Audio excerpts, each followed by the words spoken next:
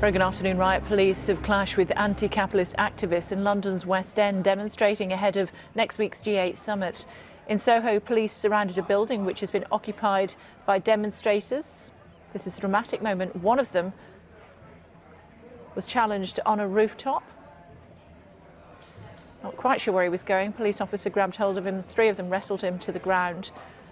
He was taken away. In fact, this is some images of him being taken from the roof now. As you can see, handcuffs were used.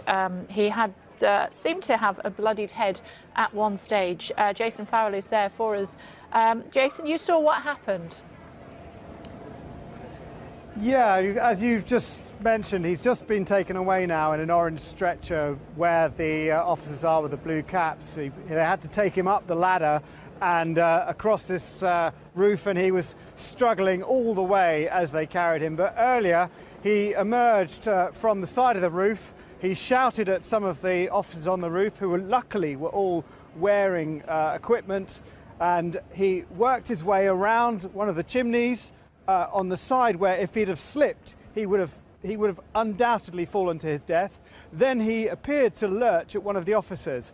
Now, if you look at the shot where we are now, there are some officers on the roof, and we've got a better view, in fact, and we can see where he would have carried that officer if they'd have carried on falling. You can see there's some scaffolding lower down, but it would have been quite a large drop onto that scaffolding and potentially onto the road below, which is 4 stories below here. But he was tackled to the ground and he was secured. This whole office area appeared to be occupied by squatters for at least a couple of days, potentially a couple of weeks. They'd been in here. This is a former police building, and they were on the fire escapes. There was a large number of them.